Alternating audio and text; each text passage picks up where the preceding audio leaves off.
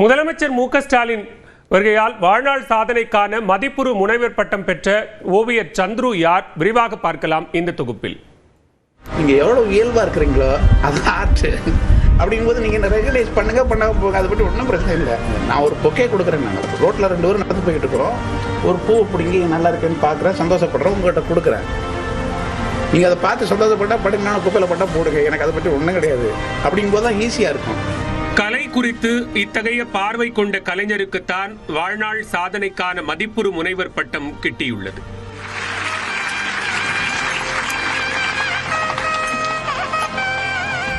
விருதுநகர் மாவட்டத்தைச் சேர்ந்த ஓவியர் சந்துருவின் இயற்பெயர் சந்திரசேகரன் குருசாமி. சிறுவயது முதலே ஓவியத்தில் ஆர்வம் கொண்ட சந்துரு சென்னை கவின்கலை கல்லூரியில் பட்டம் பெற்று அரசின் தொல்லியல் துறையில் பணியாற்றினார்.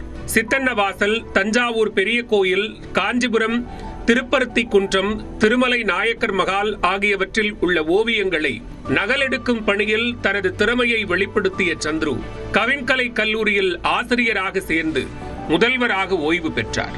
ஓவியம் மட்டுமின்றி சிலை வடிப்பதில் கை தேர்ந்தவர் சந்துரு. சென்னை மாநகரின் பெரும்பாலான ரவுண்டானாக்களில் வைக்கப்பட்டுள்ள புலியாட்டம், சிலம்பாட்டம், கரகாட்டம், பொய்க்கால் குதிரை, மரப்பாச்சி, தெருக்கூத்து தொடர்பான சிலைகள் சந்துருவால் வடிவமைக்கப்பட்டவை. வாழ்நாள் சாதனைக்கான மதிப்புறு முனைவர் பட்டம் பெற்ற பிறகு நியூஸ் 8 தமிழ்நாடு தொலைக்காட்சிக்கு பேட்டியளித்த சந்துரு, கலை என்பது சிலை வடிப்பது அல்ல, அது ஒரு மனோநிலை என்று விளக்கம் அளித்தார். இப்போ அன்பே உலக நாகரிகம் அப்படிங்கிற ஒரு சொல் கலைக்கான ஒரு அடிப்படையானது. பொதுவாக நம்ம கலைனா என்ன நினச்சிக்கிட்டு இருக்கிறோம் அப்படின்னா கல் உடைச்சி சிலை செய்கிறதுன்னு நினச்சிட்டு இருக்கிறோம். கலைங்கிறதுக்கு அப்படி அந்த பொருளே கிடையாது. இதுக்கு கலைங்கிறது என்னென்னா அவற்றோடும் ஒரு உறவுகள் இருந்த ஒரு மனோபாவம், அது ஒரு மனநிலை. அந்த மனநிலை என்ன செய்யுதுன்னா அடுத்தவங்களோட பகிர்ந்து கிடம்போது அது ஒரு மொழி வடிவமாகவோ இல்லைன்னா ஒரு காட்சி வடிவமாகவோ அது வடிவம் எடுத்துக்கிடுது. கலைங்கிறது பொம்மை இல்லாது.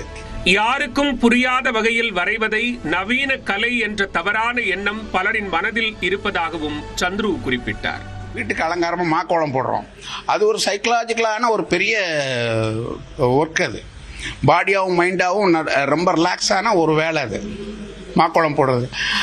ஆனால் அதை ஸ்டிக்கர் போட்டால் மாத்திரமில்ல, ஸ்டிக்கர் இப்போ கோலம் ஸ்டிக்கரில் வருதுல்ல, அது அந்த செயல்பாடவே கட் ஆஃப் பண்ணிடுது. ஆனால் அதை நம்ம அதை வளர்ச்சின்னு நினச்சிக்கிட்டு இருக்கிறோம், ஃபாஸ்ட் ஃபுட் மாதிரி.